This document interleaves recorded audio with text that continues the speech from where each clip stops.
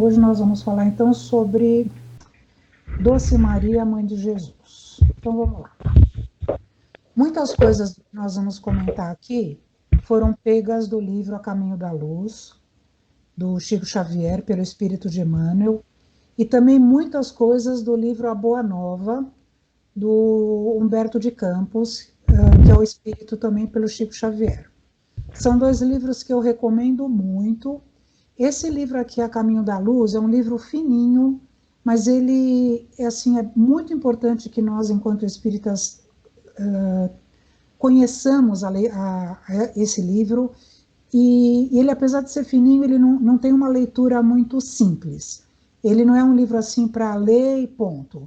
Ele é um livro de estudo. Eu mesmo confesso que já peguei várias vezes para ler e reler, porque assim, é um livro um pouco, pelo menos para mim, né, um pouco difícil de concatenar, porque ele justamente ele relata, né, ele descreve exatamente o título, é A Caminho da Luz. Então, assim, desde quando começaram as coisas até as civilizações que vieram para cá, enfim, é muito bonito, mas tem que ler com certa paciência e bastante atenção. E o outro livro que eu comentei com vocês, que é A Boa Nova, do Humberto de Campos, esse já é um livro muito mais fácil para ser lido, entre aspas, mais gostoso para ser lido, porque assim, ele conta muitas passagens da vida de Jesus. E são coisas muito lindas, e eu confesso que muitas vezes a gente chega às lágrimas da leitura desse livro. Bom, então vamos começar, como eu comentei com vocês, nós vamos falar só de Maria hoje. Ela que vai ser o ponto-chave do nosso encontro. E aí o que diz nesse livro A Caminho da Luz? Ele diz o seguinte, que quando chegou a hora de Jesus reencarnar na Terra, foi previsto todas as entidades angelicais que estavam designando, ou estavam designadas para essa missão de Jesus, para ajudar Jesus nessa descida para o planeta Terra. Essas entidades angelicais, elas, além de prepararem essa, entre aspas, descida de Jesus, outras providências foram tomadas para que todo o contexto onde Jesus nasceu fosse preparado. Então, é uma coisa que eu particularmente achei bastante interessante, porque nós, às vezes, não pensamos que a gente só fala assim, Jesus, quando desceu, foi preparado para descer, ele é um espírito puro, tudo isso a gente sabe, mas a gente não se dá conta que todo o entorno dele também foi preparado para a chegada dele e para tudo o que aconteceu naquela época, né? E aí com Maria não foi diferente. Ela foi designada, foi convidada como um espírito sublime que era, um espírito que já vinha sendo preparado há 2000 anos, olha só, e ela foi convidada a ter essa responsabilidade de vir sendo a genitora, né, de Jesus. Então, ela, na realidade, ela já no plano espiritual, ela aceita fazer parte da equipe de Jesus. E aí, nós vemos aqui uma das passagens do livro que diz o seguinte: assim, num trabalho planejado e de grande relevância no mundo espiritual, processou-se a escolha daqueles que auxiliariam Jesus em sua missão de libertação pelo amor por excelência. Por isso que eu comentei, às vezes nós não nos damos conta de que todo o contexto foi preparado para que ele pudesse vir ter a missão dele aqui na Terra. Tanto que ela aceitou essa missão e foi uma reencarnação missionária. E aí vamos falar mais algumas coisinhas. Aqui também no livro Religião dos Espíritos, do Chico Xavier, diz o seguinte: buscando alguém no mundo para exercer a necessária tutela sobre a vida preciosa do embaixador divino, o supremo poder do universo não hesitou em recolher a abnegada mulher escondida num lar apagado e simples. Humilde, ocultava a experiência dos sábios. Frágil como o lírio, trazia consigo a resistência do diamante. pobre entre os pobres, carreava na própria virtude os tesouros incorruptíveis do coração e, desvalida entre os homens, era grande e prestigiosa perante Deus. Então nós vemos aí como Maria foi escolhida literalmente a dedo, né, e como ela foi preparada durante todos esses milhares de anos para poder ter essa missão que ela teve de trazer Jesus no seu ventre. E nós vamos ver, em tudo que eu tive a oportunidade de procurar, de estudar, de ler, enfim, nós vemos que são muito poucos os relatos que tem de Maria na Bíblia.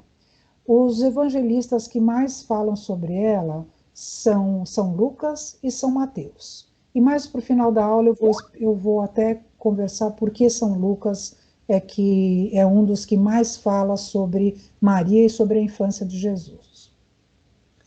E pouco se sabe muito da vida dela, tanto que o que a gente encontra muito são em alguns evangelhos apócrifos de São Tiago, que não é um dos 4 evangelistas, né, da Bíblia, né, que vem falando sobre Maria. Então vamos falar aqui. Então Maria era um nome que nós conhecemos, que vem do nome Mariam, que é um nome grego, e no hebraico corresponde a Miriam. E ao significado dessa palavra de Maria seria excelsa, augusta, senhora.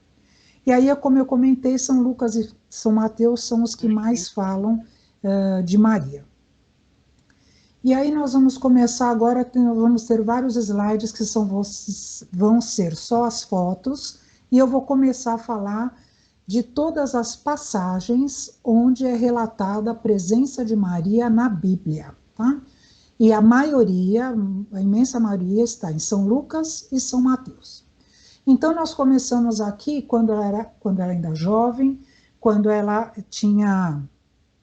nasceu, ela era filha de pais judeus, Joaquim e Ana. Provavelmente ela nasceu entre 18 e 20 anos antes de Cristo. Não se sabe ao certo a cidade, se foi em Jerusalém ou Séforis, na Galileia.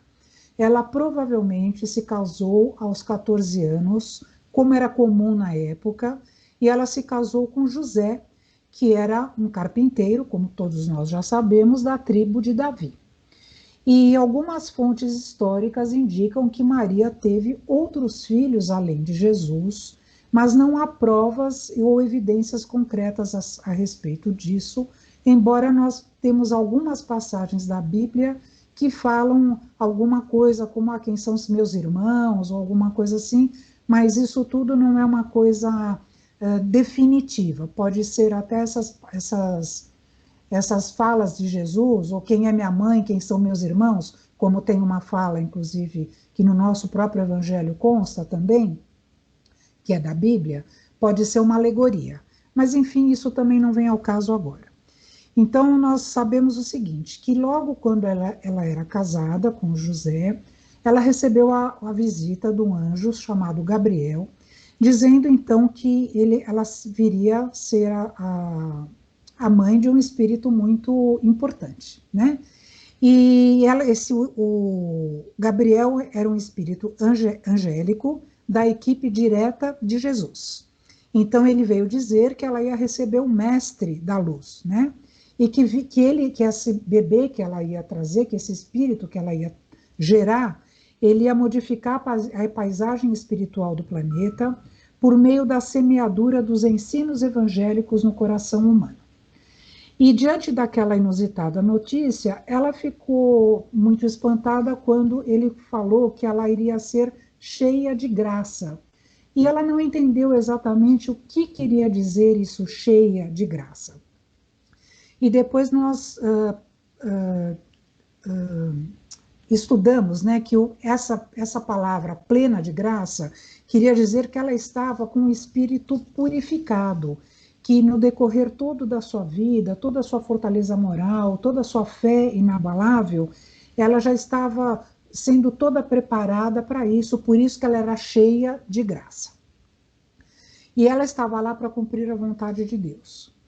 E assim que ela recebeu a visita do anjo, ela simplesmente falou: eu sou eu sou a serva do Senhor, faça-se em mim segundo a tua palavra. Aqui eu vou me permitir fazer algumas colinhas, viu, gente? Porque são muitas situações históricas e eu tenho medo de comer ou pisar na bola aqui. Então, assim, nós vemos o seguinte, que quando Maria falou que simplesmente assim, eu sou a serva do Senhor, faça-se em mim segundo a tua palavra, se a gente, se nós nos pusermos nos dias de hoje, né, que viesse alguém falando alguma coisa para nós nesse sentido, será que nós teríamos essa submissão e essa resignação que Maria teve, sem perguntar, mas por quê, como assim, o que eu vou ganhar em troca, por que eu fui escolhida, por que eu, né? Nós com certeza iríamos fazer uma porção de questionamentos a esse anjo para saber por que a gente ia fazer isso, o que eu vou ganhar em troca, tendo essa missão de uma relevância ímpar para a humanidade toda. E ela simplesmente só falou isso: eu sou a serva do Senhor, faça-se em mim segundo a tua palavra.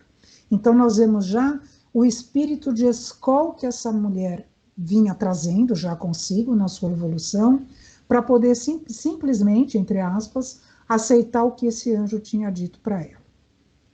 Nós sabemos que hoje em dia educar um filho é uma missão, como está escrito no Evangelho, e na questão 582 do Livro dos Espíritos, Kardec fala que ser pai e mãe é uma missão, né? Então nós sabemos que nós temos o dever de educarmos e de elevarmos aquele espírito que foi confiado a nós da melhor forma que nós pudermos, né? Imagine então o nível de responsabilidade assumido por Maria, sabendo que ela iria receber um espírito, como o anjo comentou, que ia mudar a paisagem espiritual do planeta, né? Bom, e aí, tendo essa visita do anjo, o que aconteceu? A Maria, ela vai então para visitar Isabel, que é a prima dela, que estava grávida também, já numa idade avançada, de João Batista, que era primo de Jesus, né? E essa passagem de Lucas é muito bacana, porque fala que as duas, pelo menos no meu modo de entender aqui, as duas ficaram tão felizes que, como até mostra aqui a foto, elas perceberam as crianças mexendo no seu ventre, né? Então, assim, da felicidade que elas estavam, quando então Isabel perguntou para Maria: o que você veio fazer aqui, né? Sabendo já que ela ia ser a portadora, né? A genitora desse espírito de luz. E aí as duas, e Isabel já estava, de fato, numa idade bastante avançada, né? Bom, e aí ela conta-se também que José, ele, quando houve a anunciação e que ela engravidou, isso na Bíblia, que houve a anunciação e que ela engravidou, ele teria ido viajar. E quando ele voltou, ela já estava no 6º mês de gravidez. E ela contou para ele o que havia acontecido e ele duvidou da veracidade dessa questão, né, de que ela teria sido concebida pelo Espírito Santo.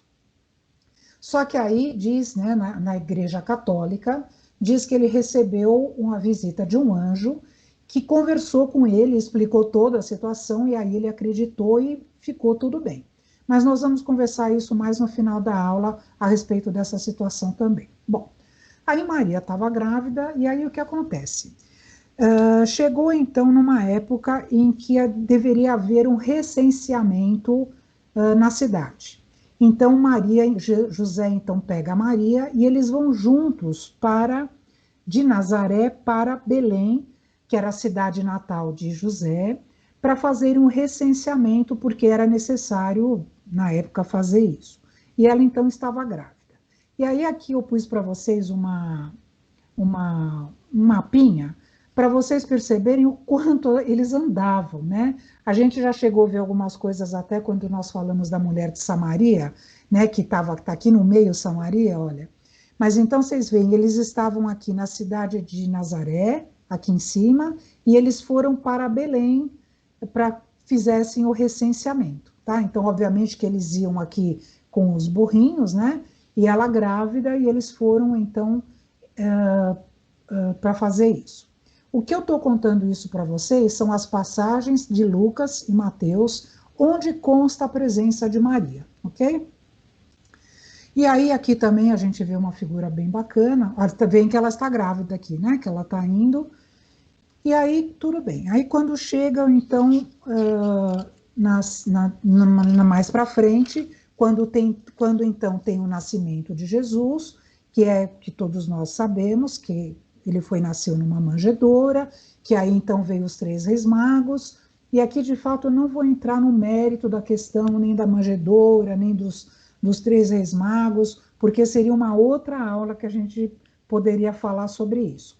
Como eu comentei, a gente está falando aqui sobre Maria, as passagens onde nós encontramos Maria na Bíblia, ok?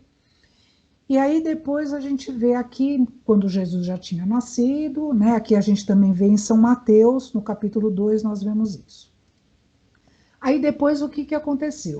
Aí José soube, né? Porque apareceu também um anjo para ele, dizendo que ele tinha que pegar Maria e a criança e sair da cidade, porque Herodes, que então já sabia que tinha nascido um rei, né, aquela história que também a gente já conhece, ele ia mandar matar todas as crianças. Então eles saíram da cidade à noite e foram correndo para fora, e justamente o que aconteceu? Eles foram aqui de Nazaré, eles foram para o Egito, justamente para poder sair das garras, né, de Herodes, que ia então matar uma porção de crianças, como de fato ele matou. Se não me engano, foram mais de 120 meninos, bebês que ele mandou matar nessa época, porque ele achava que um deles poderia ser o rei dos judeus, né? E ele se achava o rei dos judeus. E depois que Herodes morreu, então aqui tem a setinha de volta, eles voltaram para Nazaré.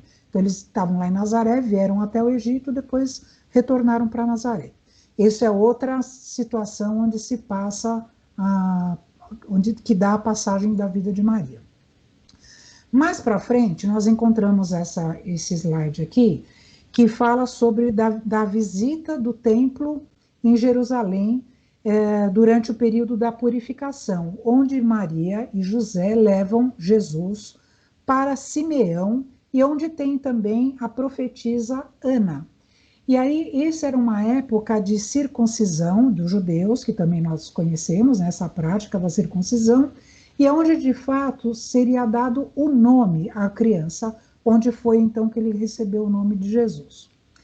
E nessa passagem aqui, que é bastante simbólica, não sei nem se todos conhecem, houve uma profecia, e aí Simeão falou assim para Maria. Eu vou ler para não me perder, tá, gente? Então ele falou o seguinte: certamente a profecia de Simeão, mencionada, de que aquele menino fora posto no mundo para queda e soerguimento de muitos em Israel, e para ser um sinal contestado, e ainda que uma espada traspassaria seu coração materno, falando isso para Maria.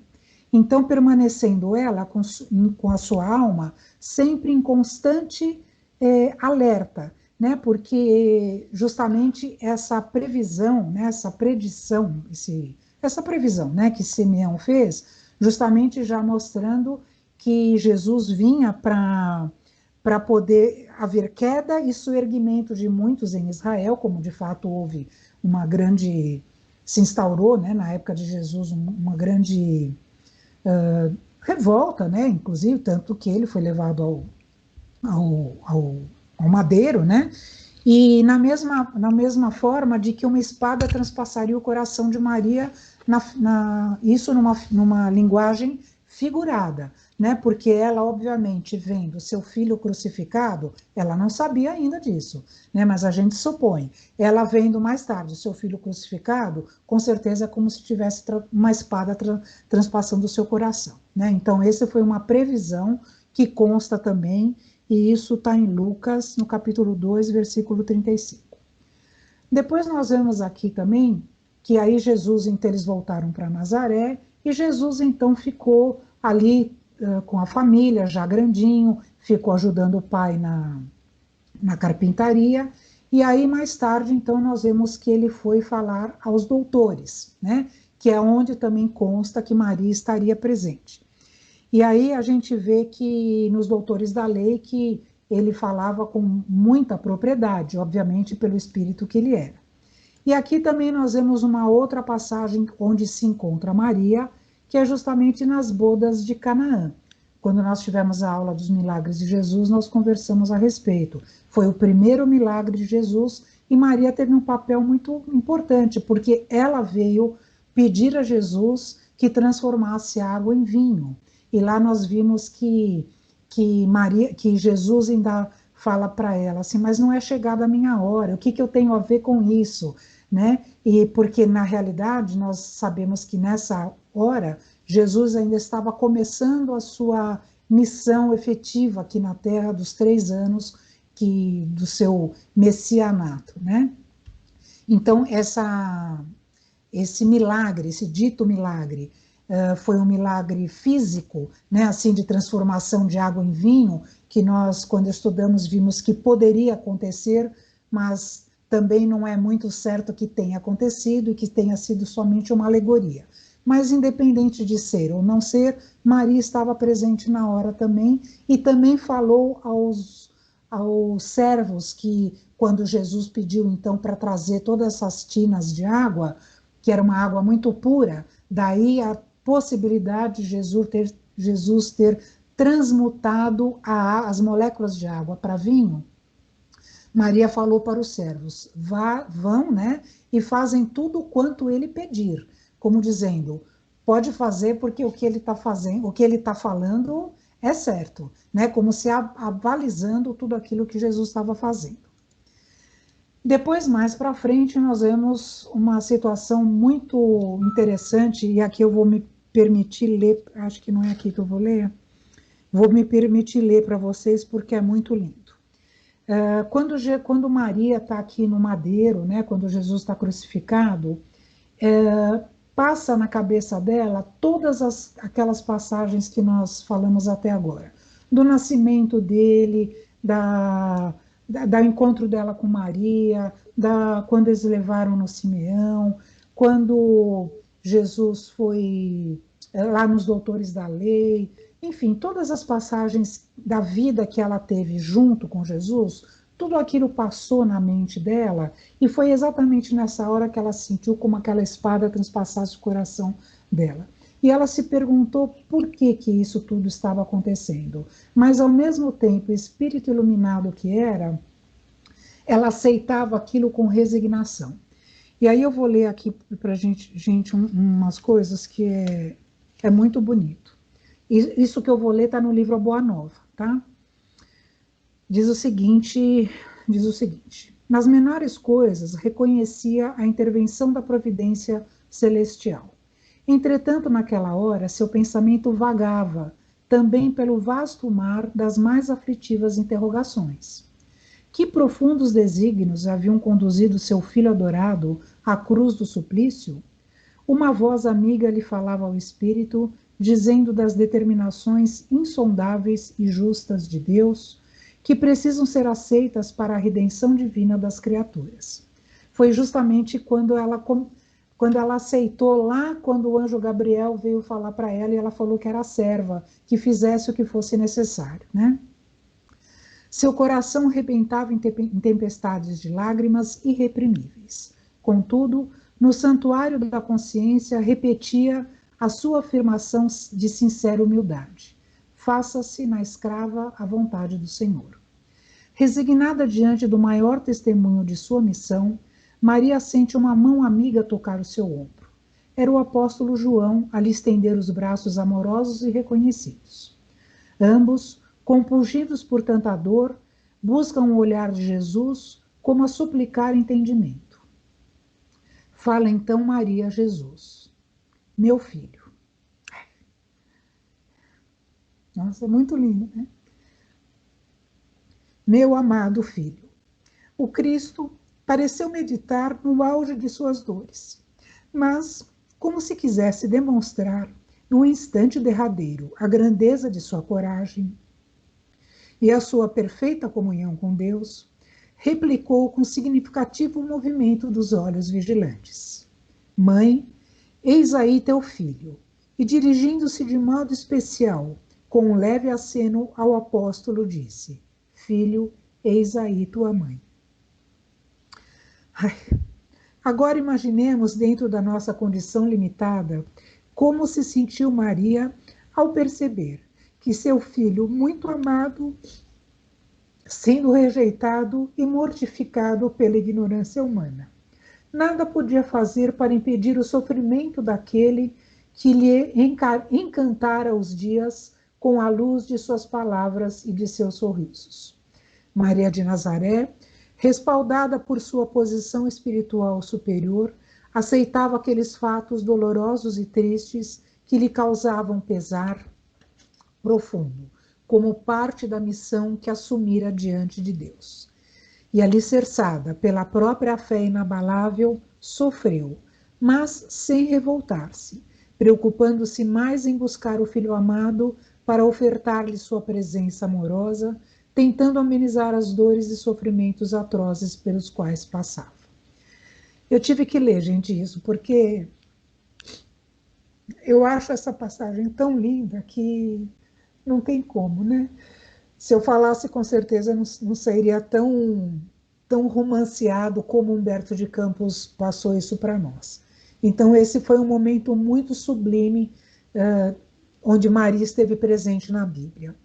O outro momento interessante foi no dia de Pentecostes, que vocês veem aqui também, Maria, e eu acredito que vocês consigam ver, em cima da cabeça de todas as pessoas tem uma chaminha de luz, dá para ver, ó, parece um foguinho, né? O que é esse dia de Pentecostes que a gente viu isso, que tem isso na Bíblia? É justamente quando o Espírito Santo desceu, pela Bíblia, né? Para que... Aí Jesus já tinha desencarnado, tá? Já tinha sido crucificado. E aí aí estava Pedro que estava comandando essa reunião, inclusive. E tinha que ser, inclusive, ocultos, né? Porque havia perseguição aos cristãos. E aí, nessa época, nesse momento de Pentecostes, quando na Bíblia diz que desceu o Espírito Santo, para que todos os homens pudessem falar línguas de fogo. Por isso que tem esse foguinho na cabeça de cada um. E o que significa isso? Para que todos os discípulos que estavam ali, todas as pessoas que acreditavam naquilo que o Cristo tinha vindo trazer, pudessem passar adiante todos aqueles ensinamentos. Então, tanto que na própria Bíblia fala que eles passaram a falar coisas desconexas, línguas diferentes, e tanto que eles achavam que as pessoas achavam que eles estavam bêbados, porque ninguém entendia nada do que eles estavam falando. E isso só veio confirmar para nós, espíritas, a mediunidade da xenoglosia. O que é isso? Você falar em línguas estranhas à sua, como nós já tivemos a oportunidade de ver numa aula lá no comecinho do nosso curso, quando Chico Xavier, por exemplo, escreveu em inglês, quando o Divaldo de Franco falava em francês, embora Divaldo acho que até fala em francês, mas escrever de trás para frente. Então isso é uma mediunidade chamada xenoglosia, que foi exatamente o que aconteceu no dia de Pentecostes. E Maria estava presente nesse dia também. Tudo bem? E aí nós vemos então, mais para frente, aqui eu pus para vocês, né, essa imagem muito famosa de Miguel Ângelo, datada de 1499, que chama Pietà, que nada mais significa do que piedade, quando Maria segura Jesus nos braços, né? E aí depois que Jesus ele morreu, né, que foi crucificado, Maria então ela ficou João Evangelista, como nós acabamos de ler, ele ficou designado de tomar conta de Maria.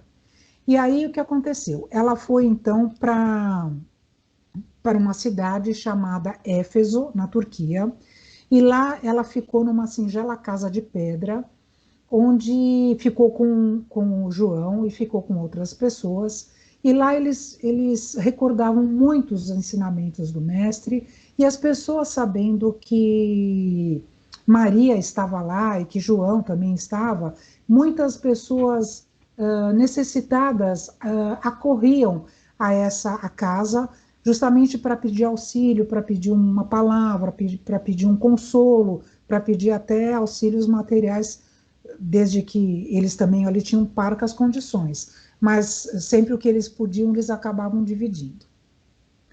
E aí teve uma vez que houve uma pessoa, e essa casa onde eles moravam, que era uma casa de pedra, foi chamada de Casa da Santíssima, porque uma vez nessa choupana, né, um leproso apareceu e para aliviar suas chagas, né, beijou as mãos de Maria, murmurando: Senhora, sois a mãe de nosso mestre e a nossa mãe santíssima. E a partir daí, então, essa casa onde eles moravam acabou sendo chamada de Casa da Santíssima. E aqui, para vocês verem também, só uma noção, aqui, olha, nós temos aqui, ó, Jerusalém, acho que vocês estão dando para ver, né? E aqui, olha, é Éfeso, aonde Maria foi depois que Jesus morreu. Ela primeiro foi João, depois ele veio e buscou Maria, e aí ela ficou com ele por um bom tempo, depois ela chegou a voltar para Jerusalém, ou mesmo para Nazaré, mas aí no final ela voltou novamente para Éfeso e ficou lá até o fim dos seus dias. E aqui é a Casa da Santíssima. E aqui o que acontece? Esse lugar ele foi descoberto porque uma freira, nos anos de 1800, ela teve uma visão, era uma freira alemã, chamada Ana Catarina Emmerich. Ela descreveu essa casa perfeitamente nos anos de 1800, sem nunca ter saído da Alemanha. E essa casa, então, como eu falei, ela era toda de pedra, e ela tinha aqui, vou ler um pouquinho para vocês. A habitação simples era uma casa de pedra, em que os dois passaram a morar, situava-se num promontório, de onde se avistava o mar. No alto da pequena colina, distante dos homens, eles se reuniam para cultivar a lembrança permanente de Jesus e atender os que os procuravam. E aí o que acontece? Quando foi em 2007, Divaldo esteve lá, que vocês estão vendo aqui, olha, é o Divaldo e um amigo inseparável dele.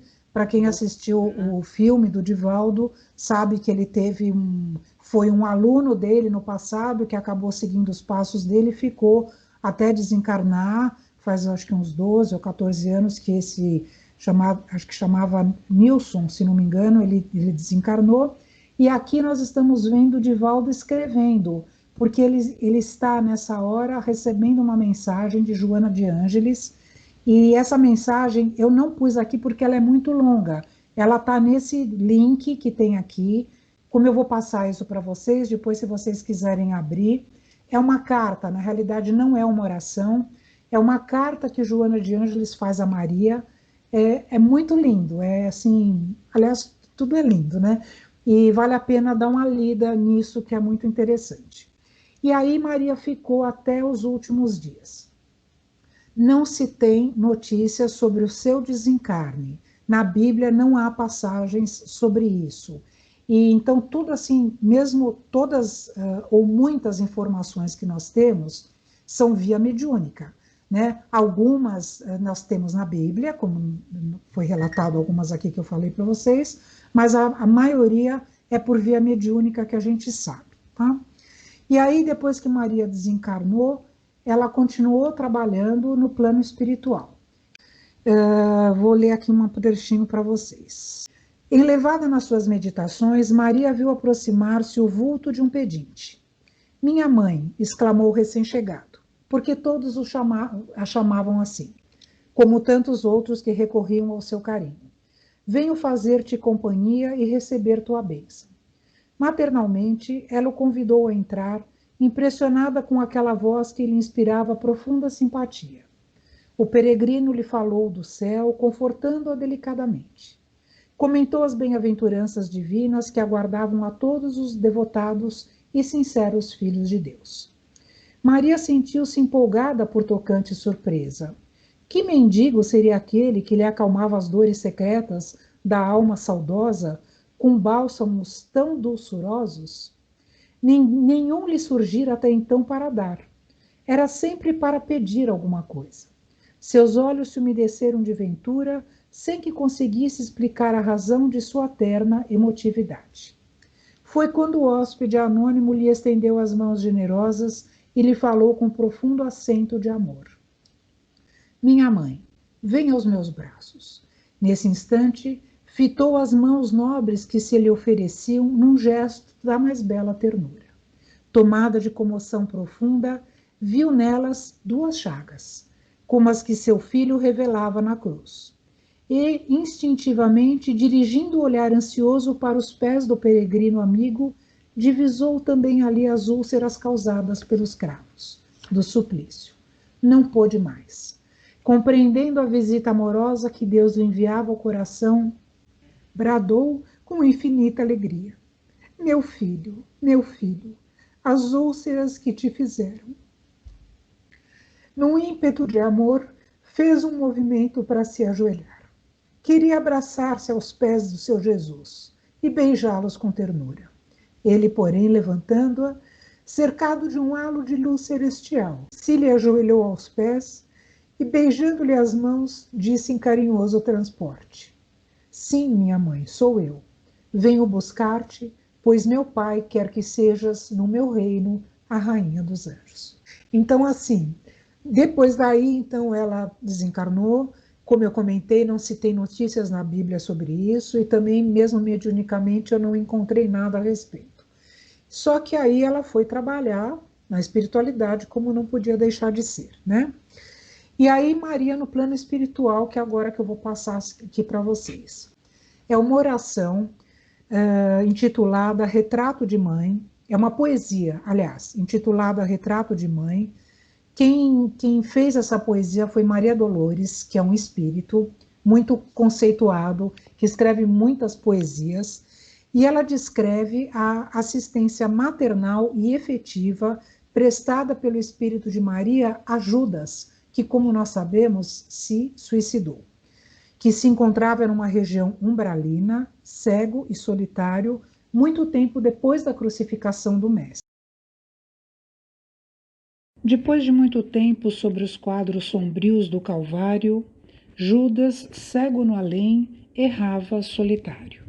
Era triste a paisagem, o céu era nevoento. Cansado de remorso e sofrimento, sentara-se a chorar. Nisso, nobre mulher de planos superiores, nimbada de celestes esplendores, que ele não conseguia divisar, chega e afaga a cabeça do infeliz. Em seguida, num tom de carinho profundo, quase que em oração, ela diz: meu filho, por que choras? E ele responde: acaso não sabeis? Sou um morto, estou vivo, matei-me, novamente estou de pé. Sem consolo, sem lar, sem amor e sem fé. Não ouvistes falar em Judas o traidor? Sou eu que aniquilei a vida do Senhor. A princípio julguei poder fazê-lo rei, mas apenas lhe impus sacrifício, martírio, sangue e cruz. E em flagelo e aflição, eis que a minha vida agora se reduz. Afastai-vos de mim, deixai-me padecer nesse inferno sem fim. Nada me pergunteis, retirai-vos, Senhora. Nada sabeis da mágoa que me agita, nunca penetrareis minha dor infinita. O assunto que lastimo é unicamente meu. No entanto, a dama calma respondeu: meu filho, sei que sofres, sei que lutas, sei a dor que te causa o remorso que escutas. Venho apenas falar-te que Deus é sempre amor em toda parte. E acrescentou serena: a bondade do céu jamais condena. Venho por mãe a ti buscando o filho amado. Sofre com paciência a dor e a prova. Terás em breve uma existência nova. Não te sintas sozinho ou desprezado. Judas interrompeu-a e bradou rude e pasmo: mãe, não me venhais aqui com mentira e sarcasmo. Depois de me enforcar num galho de figueira para acordar na dor, sem mais poder fugir à vida verdadeira, fui procurar consolo e força de viver ao pé da pobre mãe que forjara a ser. Ela me viu chorando e escutou meus lamentos, mas teve medo dos meus sofrimentos. Expulsou-me a esconjuros, chamou-me monstro por sinal, disse que eu era unicamente o espírito do mal. Intimou-me a terrível retrocesso, mandando que apressasse o meu regresso para a zona infernal de onde, por certo, eu vinha. Ah, detesto lembrar a horrível mãe que eu tinha. Não me faleis de mães, não me faleis de amor, sou apenas um monstro sofredor. Ainda assim, disse a dama docemente. Ainda assim, por mais que recuses, não me altero. Amo-te, filho meu, amo-te e quero ver-te de novo a vida maravilhosamente revestida. De paz e luz, de fé e elevação. Virás comigo à terra, perderás pouco a pouco o ânimo violento, terás o coração nas águas de bendito esquecimento.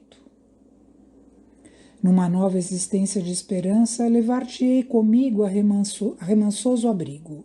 Dar-te-ei outra mãe. Pensa e descansa. E Judas, neste instante, como quem olvidasse a própria dor gigante ou como quem se desgarra do pesadelo atroz, perguntou: Quem sois vós? Que me falais assim, sabendo-me traidor?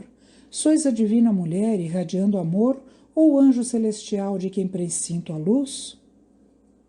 No entanto, ela, a fitá-lo frente a frente, responde-lhe simplesmente: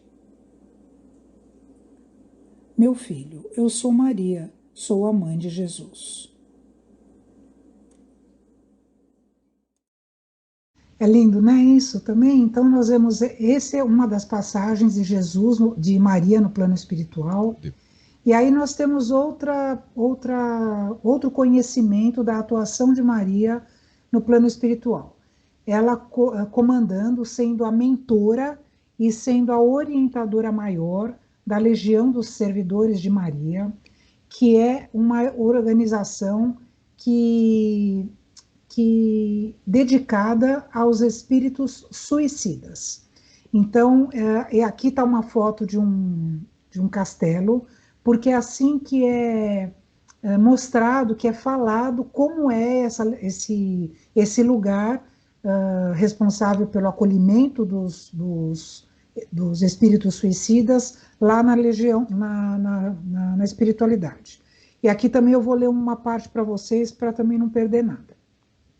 A colônia é representada por uma fortaleza, cercada por um conjunto de muralhas fortificadas, situada numa região triste e desolada, envolvidas em neblinas como se toda a paisagem fosse recoberta pelo sudário de continuadas nevadas, conquanto oferecendo possibilidades de visão. Esta fortaleza lembra os castelos medievais, com fosso, torres e ponte movediça. Dentro da fortaleza, há inúmeros edifícios com seus respectivos departamentos de serviços que se desdobram, constituindo uma verdadeira cidade nas regiões trevosas, oferecendo ao répobro, que seriam os espíritos suicidas, a assistência necessária ao começo do seu reerguimento moral. E aqui, no livro Memórias de um Suicida, que é um livro que a maioria de vocês, eu acredito que já deva ter ouvido falar, é um livro denso, um livro pesado, não é assim uma leitura para os iniciantes da doutrina, porque muitas coisas não vão vão ficar um pouco assim, com dúvidas, um pouco difíceis de serem entendidas, né? Mas assim, um pouco mais para frente a gente pode ler esse livro. E aí, num dos trechos lá, e esse livro, o autor espiritual chama-se Camilo, que é um espírito português que cometeu o suicídio. E aí o livro é baseado nos fatos dele, né, enquanto espírito suicida, e a autora aqui foi Ivone do Amaral Pereira, que também já tinha sido um espírito suicida. Bom, então vamos lá. Aqui um trecho do livro Memórias de um Suicida, quando retrata aqui Maria. Diz o seguinte: o diretor desta cidade, irmão Sóstenes, Ao receber um novo grupo de aprendizes, assim explicou-lhes a sua origem. Maria, sob o beneplácito do seu augusto filho, ordenou sua criação para que vos fosse proporcionada ocasião de preparativos honrosos para a reabilitação indispensável. Encontrareis no seu amor de mãe sustentáculo sublime para venceres o negror dos erros, que vos afastaram das pegadas do grande mestre. Mestre, a quem deveis antes amor e obediência. Espero que sabereis compreender com inteligência as vossas próprias necessidades. Então, nós vemos que aqui Maria continua o seu trabalho no plano espiritual. Temos algumas notícias dela também, eu confesso que eu não consegui achar, embora eu tenha procurado, quando o doutor Inácio Ferreira, que foi um médico psiquiatra, quando encarnado aqui em Minas Gerais, e isso é digamos que é contemporâneo nosso ainda, 1940, 50, 60, alguma coisa assim. Ele já é desencarnado, trabalha ativamente no plano espiritual, já escreveu um monte de livros.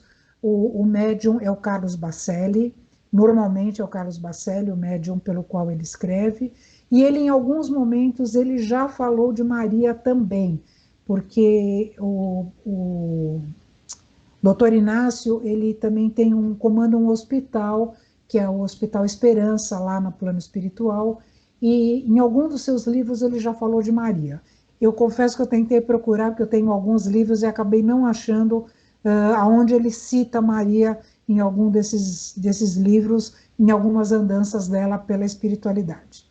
Mas, enfim, vemos que ela foi preparada para reencarnar, reencarnou com uma missão maravilhosa, desencarnou e continuou trabalhando, e continua trabalhando ainda no plano espiritual. Então, isso da vida dela foi o que eu consegui pegar para vocês.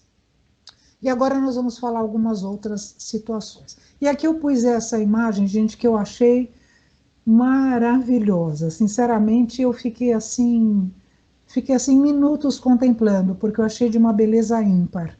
Realmente, não sei o autor, eu achei na internet e achei tão lindo que eu falei, olha, eu acho que vale a pena pôr, porque a gente vê aí toda a missão dela, né, segurando Jesus criança e segurando Jesus depois de crucificado, né? Bom, aí continuando, vamos lá. Aqui nós temos, como eu comentei no começo da aula, São Lucas e São Mateus foram os que mais falaram de Jesus. E aí, por que eu estou pondo esse slide aqui de Lucas, recebe informações de Maria para fundamentar o seu evangelho? Então, o que acontece? Eu vou falar um pouquinho de São Lucas. Eu não sei se a maioria sabe, São Lucas, ele foi médico e foi educado também para a literatura. Tanto que o dia dele, de São Lucas, é comemorado no dia 18 de outubro, que também é o dia do médico, né, em homenagem a esses profissionais. E São Lucas, ele foi discípulo de São Paulo. Ele não conheceu Jesus, mesmo porque Jesus já tinha morrido quando os apóstolos, né, quando eles vieram todos e acabaram escrevendo os evangelhos. E aí o que acontece? Mas, como eu comentei, São Lucas, ele era discípulo de São Paulo, de Paulo, o apóstolo, né? E aí o que acontece? Ele foi, aqui ó, segundo a narrativa de Emmanuel, e ele tinha assim, ele teve uma relação muito legal com Maria, por isso que ele falou muito de Maria e de Jesus enquanto criança nos seus evangelhos.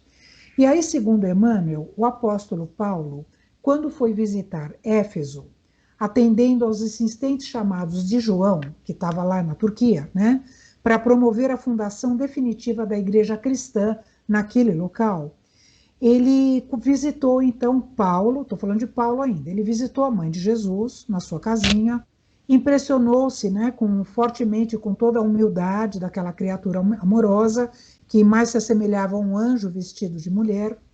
E aí Paulo se interessou muito pelas narrativas cariciosas a respeito da noite do nascimento do mestre, gravou no íntimo suas divinas impressões e prometeu voltar numa primeira oportunidade a fim de recolher os dados indispensáveis ao Evangelho que pretendia escrever para os cristãos no futuro.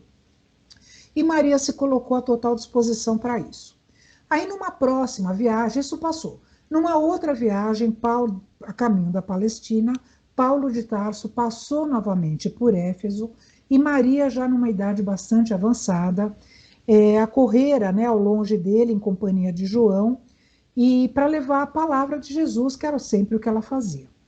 E aí depois, mais tarde, Paulo foi preso. Ele ficou 2 anos preso em Cesareia. E aí ele, nesse período que ele ficou preso, ele escreveu muitas cartas, inclusive que foram as cartas que nós temos na Bíblia, né? Que quando carta aos Efésios, carta aos Tessalonicenses, enfim, várias cartas que Paulo escreveu. E nesse tempo, então, Paulo mandou chamar Lucas e falou para ele o seguinte, que perguntando se Lucas não queria tomar à frente aquele velho projeto que ele tinha de escrever sobre a vida de Maria e de Jesus, porque ele lamentava que ele não tinha mais tempo para ir a Éfeso, mesmo porque ele estava preso naquele tempo, né? E aí o que aconteceu? O médico, então, satisfez-lhe integralmente o seu desejo e legou à posteridade o precioso relato da vida do mestre, rico de luzes e esperanças divinas, principalmente nas passagens que falam de Maria e da infância de Jesus. Por isso que eu pus aqui, porque São Lucas foi de fato quem mais escreveu sobre ele. E aí agora nós encerramos essa parte da Bíblia, do Evangelho, da vida de Jesus, da vida de Maria, e aí então nós vamos agora fazer algumas considerações sobre Maria. E a primeira delas que eu vou falar é o seguinte: Maria era virgem? Essa é uma questão que é muito colocada nas várias religiões, e nós, obviamente, enquanto espíritas, nós vamos falar sobre o que nós acreditamos. Então vamos falar primeiro sobre a concepção de Maria, a concepção de Maria segundo a tradição católica, tá? Então, o que acontece? O que nos diz a Igreja Católica? Que Maria foi concebida pelo Espírito Santo, né? E sem a participação de um pai natural, né? Então, de acordo com as Escrituras, ela recebeu a visita do Espírito Santo e, a partir daquele momento, ela engravidou. Que foi aquela história que eu contei no começo, que José estava viajando, quando voltou não acreditou muito na história dela, aí ele foi visitado por uma entidade angelical que esclareceu sua situação e aí seguiu tranquilamente a sua gestação. Então isso que a Igreja Católica prega. Nós no Espiritismo, o que nós acreditamos? Nós sabemos que a nossa doutrina ela é fundamentada na fé, na religião, que ela é uma doutrina, na ciência, o tripé, né? Religião, doutrina e ciência. Então, na doutrina espírita, ela é fundamentada nesses 3 pilares. E nós não acreditamos em milagres. Eu falei em 3 milagres? Não, eu falei em 3 pilares, né? E nós não acreditamos em milagres, mesmo porque nós tivemos já uma aula sobre isso e vimos algumas considerações a respeito disso. Para nós, os milagres, eles não existem porque nós acreditamos nas leis divinas e naturais e acreditamos que as leis, por serem divinas e naturais, não podem ser derrogadas, ou seja, elas não podem ser contraditas. Então, para nós, é inconcebível que Jesus tenha sido concebido pelo Espírito Santo sem a participação de um pai natural, ou seja, sem que houvesse havido um ato sexual entre Maria e José. Okay? Então, o que acontece? Nós acreditamos sim que isso houve de fato para que Jesus fosse concebido da forma como todos os seres humanos são concebidos. Bem? Então, assim, nós falamos o seguinte, que a Gênese, né, nós encontramos isso muito na Gênese. Então, inclusive na Gênese fala o seguinte: não sendo necessários os milagres para a glorificação de Deus, nada no universo se produz fora do âmbito das leis gerais. Deus não faz milagres. Por quê? sendo como são perfeitas as suas leis, não lhe é necessário derrogá-las. Se há fatos que não compreendemos ainda, é que nos faltam os conhecimentos necessários. Aí é outro departamento, que é o que nós sempre falamos, e no próprio Livro dos Espíritos, virou, mexeu, nós temos ali uma resposta dizendo, vocês ainda não têm condição de entender isso, mas chegará um dia em que isso vai ser esclarecido para nós. E aí o que acontece? Nós, na doutrina espírita, ela não nega a participação do Espírito Santo no reencarne de Jesus. Mas aí não a participação enquanto concepção, mas a participação enquanto aquilo que eu comentei no primeiro slide, a participação de toda a equipe espiritual angelical, preparando toda essas pessoas que estavam ali para rodear Jesus, inclusive Maria. Então, nós consideramos isso sim como a participação do Espírito Santo, mas não como a concepção pelo Espírito Santo, ok? Então, assim, nós acreditamos que Maria foi fecundada pelas vias normais através de uma relação sexual. E aí nós podemos também nos perguntar assim, mas por que tem então esse mito da virgindade de Maria? E o que eu encontrei foi o seguinte, que acredita-se que a igreja tenha disseminado isso a fim de diminuir a promiscuidade entre as pessoas, porque a prática sexual naquela época, ela era permitida somente com a finalidade da procriação, para que a raça humana não se extinguisse. Então, assim, essa era o conceito que tinha para se manter relações sexuais. Porém, nós sabemos que em todas as épocas do planeta, né, o que nós vemos? Que tem houve sempre uma promiscuidade sexual, né? Então a igreja colocava isso como se fosse um pecado. Então só admitia a relação sexual para a procriação. Quanto menor fosse a relação sexual entre os casais, menor seriam os seus pecados. Então, nas epístolas de Paulo, que são os registros mais antigos contidos na Bíblia, não há evidências da virgindade de Maria. O apóstolo se refere apenas a ela como a mãe de Jesus. E em Mateus, nós inclusive encontramos uma frase dizendo: não é este o filho do carpinteiro? Não é Maria sua mãe? Não são seus irmãos Tiago, João, José, Simão e Judas? Seria um outro Judas, né? Então nós vemos que Maria pode ter tido outros filhos, que também não é muito claro. E ali, como eu comentei com vocês também, se eu não estiver errada, no nosso evangelho, no capítulo Moral Estranha, se eu não estiver errado, é onde tem essa passagem quando Jesus foi chamado, porque Maria estava lá fora, e aí com os seus irmãos, e aí ele fala, quem é minha mãe, quem são meus irmãos? Né, que a gente tem que interpretar isso de uma forma alegórica também. Porque muito se fala assim, como assim? Quem é minha mãe, quem são meus irmãos? Como se ele estivesse renegando a mãe ou os possíveis irmãos que ele tinha, ok? Então, assim, nós na doutrina não encaramos o ato sexual como uma coisa pecaminosa. O que torna o sexo imoral é a forma como ele é utilizado, obviamente, né? Bom, então essa questão para nós está claro, Maria não era virgem, ok? Beleza? Isso não tira em absolutamente um fio de cabelo, desmerece o escol de espírito que ela era, né? Aí, segundo, nós temos aqui as várias identidades de Maria. O que a gente pode falar aqui sobre as identidades de Maria? Nós temos aqui, por exemplo, quando a gente fala as várias Nossas Senhoras, né? Que às vezes as pessoas podem ficar confusas. Tem Nossa Senhora de Fátima, Nossa Senhora de Nazaré, Nossa Senhora da Aparecida, enfim. De fato, para os católicos, tem esses nomes que são atribuídos a Maria.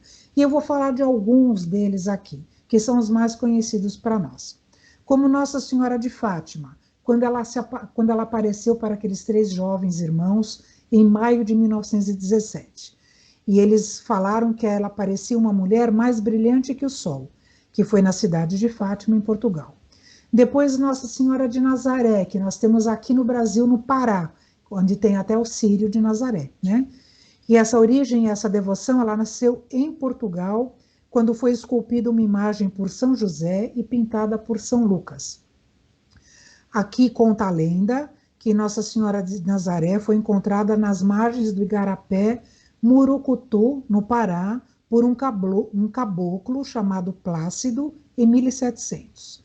E aí que ele levou para casa essa imagem, no dia seguinte ela desapareceu, ele foi no riacho, pegou de novo, ela desapareceu, e por muitas vezes isso aconteceu. Depois tem Nossa Senhora Aparecida, que nós sabemos, e foi em 1717, que 3 homens estavam pescando no Rio Paraíba do Sul, quando vê que eles não conseguiam pescar nada, quando aí veio uma parte da imagem, o corpo da imagem de Maria. E aí eles jogaram a rede de novo, e aí veio a cabeça da imagem de Maria. E aí depois eles jogaram a rede de novo e veio uma porção de peixes. E aí esse foi considerado o primeiro milagre de Maria Santíssima. E aí Nossa Senhora Aparecida foi proclamada padroeira do Brasil em 1930, sob o título de Nossa Senhora da Conceição, sendo representada pela imagem que foi encontrada nas margens do rio no século XVIII. Aí nós temos Nossa Senhora do Guadalupe, no México, que também tem uma lenda toda bonita em volta, tudo isso, de uma imagem também, de uma santa, e aí depois de tanta insistência de um índio, deixa eu ver se era um índio, enfim, acho que era de um índio, de um indígena, exatamente, de um índio chamado Juan Diego, em 1531, de tanta insistência dele como bispo, acreditou-se naquela imagem e acabou também sendo erguida uma igreja para ela. Aí nós temos assim várias outras Nossas Senhoras, nessas eu falei algumas, e ela sempre é considerada como a rainha, como padroeira, enfim. E o que nós temos que levar em consideração, que ela, para nós, ela foi aqui na Terra a mãe de Jesus, mas que ela continua a trabalhar na seara do Mestre, né? E não mais como mãe, mas sim como irmã de Jesus e de todos nós, já que nós sabemos que nós somos irmãos de Jesus também, assim como nós, na Terra, nós não somos mães, filhos, parentes, nós estamos mãe, marido, mulher, filho, né? Então, assim, porque nós sabemos que pelas reencarnações nós vamos alterando esses estados. Então, hoje nós estamos, né? Mas podemos não ser. Então, Maria, da mesma forma, aqui nós consideramos ela como nossa irmã, como nossa irmã espiritual, né? Embora para nós ainda, até por respeito, né, nós a consideremos sim como mãe, né? Aqui também uma outra consideração, vou falar sobre a Assunção de Maria. O que é essa Assunção de Maria pela Igreja Católica, que eu também já comentei na nossa passagem dos milagres, que pela Igreja Católica diz o seguinte, que ela subiu aos céus de corpo e alma. Então, o catolicismo romano ensina como um dogma que a Virgem Maria, tendo completado o curso de sua vida terrestre, foi assumida, por isso que chama Assunção, de corpo e alma na glória celeste. E nós sabemos ser isso impossível. Não existe matéria densa no espaço. Então, quanto muito que nós podemos acreditar que eventualmente possa ter ocorrido alguma materialização dela, mas de fato ela não subiu de corpo e alma. Porque existe também alguma coisa que eu li, que o corpo dela teria sumido também. Então talvez isso seja, não sei, estou supondo, talvez isso também seja alguma coisa que a Igreja Católica também tenha falado sobre isso, né? Aqui esse dogma da Igreja foi imposto pelo Papa Pio XII em 1950, e sua festa é celebrada no dia 15 de agosto, pois a morte dela nunca foi bem esclarecida, tá? Então essas são algumas considerações que eu queria pôr sobre ela. E outra também sobre preces a Maria, né? Então nós sabemos que no livro Ação e Reação, do André Luiz, que é um dos livros do André Luiz, ele relata o caso de uma senhora que orava fervorosamente pedindo proteção de Maria para os seus filhos. E aí o instrutor Silas, que é o instrutor de Jesus, de André Luiz, nesse livro, ele faz o seguinte comentário. Vou ler aqui o que fala no livro. Petições semelhantes a esta elevam-se a planos superiores e aí são acolhidas pelos emissários da Virgem de Nazaré, a fim de serem examinadas e atendidas conforme o critério da verdadeira sabedoria. Então, tudo a gente sabe que tudo passa por um crivo da razão, né? Todas as nossas preces, elas são levadas às equipes espirituais responsáveis e todas passam por um crivo para justamente saber o critério desse pedido que nós fazemos, né? E aí o que acontece? Essa Ave Maria que nós conhecemos, né? Nós do Grupo Socorrista, nós rezamos um pouquinho diferente, mas eu vou ler aqui como ela é pronunciada e como a maioria de nós conhece, né? Então, o que a gente vai perceber aqui que ela é dividida em duas partes. Então, aqui, ó, Ave Maria, cheia de graça, o Senhor é convosco, bendita sois vós entre as mulheres, e bendito é o fruto do vosso ventre, Jesus. Vou parar por aqui. Essa parte aqui é uma parte de louvor, e ela aqui, ela foi feita. Essa oração ela é da época medieval e era conhecida como uma saudação angélica. E é uma oração composta de duas partes, uma de louvor e a outra de súplica, que é a de baixo, que depois a gente vai ler. A primeira parte é tirada do Evangelho de São Lucas, quando justamente fala do anjo Gabriel, quando fala que ela era bendita entre as mulheres. E depois da parte quando fala do encontro dela com Isabel, bendito é os frutos do vosso ventre. Aqui, ó, bendito é o fruto do vosso ventre, e aí essa parte, Jesus, foi acrescentada depois. E aí essa parte de louvor, que justamente fala, Santa Maria, Mãe de Deus, rogai por nós pecadores, que é uma súplica, né, que nós fazemos, agora e na hora de nossa morte, amém. Nós, no Grupo Socorrista, e muitos espíritas, substituem essa parte de Mãe de Deus, porque, de fato, ela não é Mãe de Deus, né? Ela é Mãe de Jesus, né? Então, nós falamos, Santa Maria, Mãe de Jesus, né? Rogai por nós, pecadores, agora e na hora do nosso desenlace, para a vida eterna, que assim seja sempre com o amado Mestre Jesus. É como nós conseguimos, como nós oramos. Nós não falamos na hora da nossa morte, porque de fato nós acreditamos que nós vamos somente desencarnar, né? Aí falando um pouquinho mais dessa oração, o seu uso como fórmula de oração começou nos mosteiros, em torno do ano 1000, e foi aos poucos se difundindo, tornando-se universal após o século XIII. O texto, a princípio, será composto somente da primeira parte, né? E a fórmula atual da Ave Maria foi divulgada em 1568 por ordem do Papa Pio V. E nós vemos que também ela é muito rezada, né, nos rosários, né, que tem aquelas estações, né, no rosário, onde se rezam 10 Ave Marias, o Pai Nosso, Glória ao Pai, e que para os católicos isso é muito importante, né?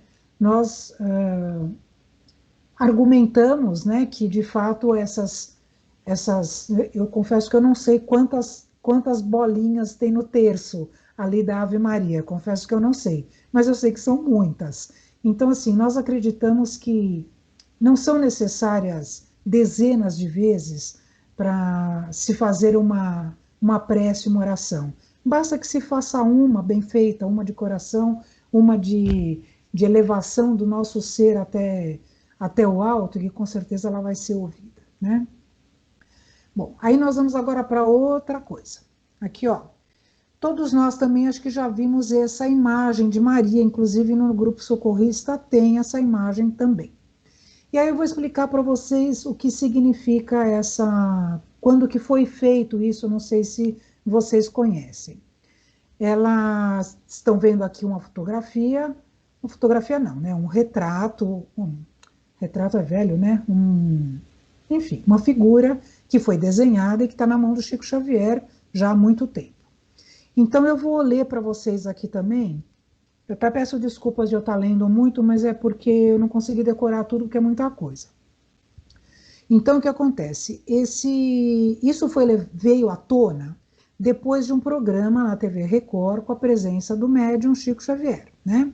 E aí a equipe da TV Record procurou o Chico Xavier e no final da reunião pública no grupo Espírito da Prece, lá em Uberaba, na noite de 1º de dezembro de 1984, que era uma vista à homenagem dos Dias das Mães daquele ano, o espírito de Emmanuel ditou por ele, né, pelo Chico Xavier, um retrato falado de Maria de Nazaré ao fotógrafo Vicente Avelã, de São Paulo.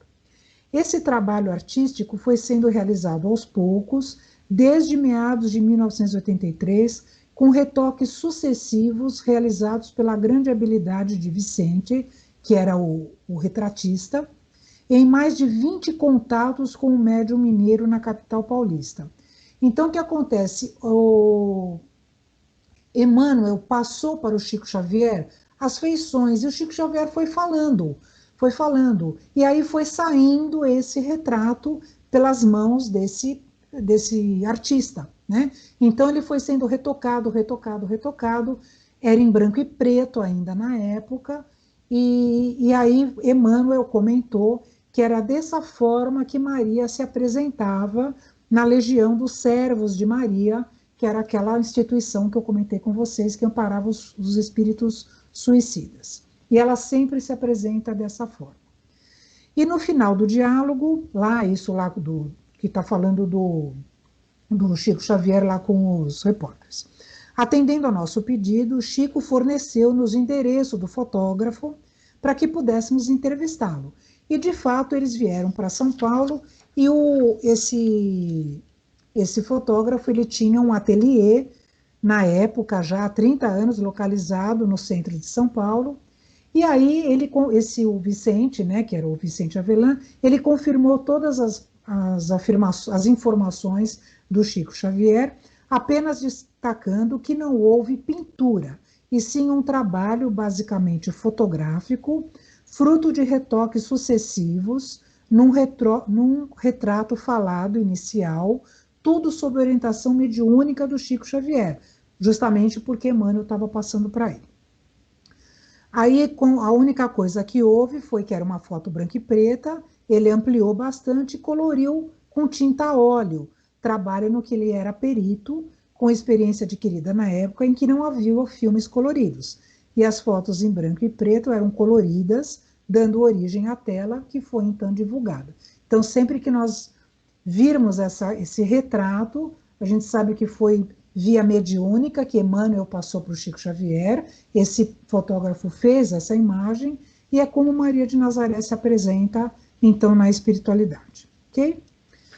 Então, gente, era mais ou menos isso que eu tinha para passar para vocês, e a gente tem que saber que, mesmo as nossas preces que nós rogamos a Maria, eu confesso que eu faço muitas preces para Maria mesmo, até mesmo sem saber de muitas coisas que eu falei aqui para vocês, né? Ela mesmo, e eu confesso que eu assumo ela como uma função de mãe, né? Embora sabendo que ela seja nossa irmã mesmo enquanto espírito, né?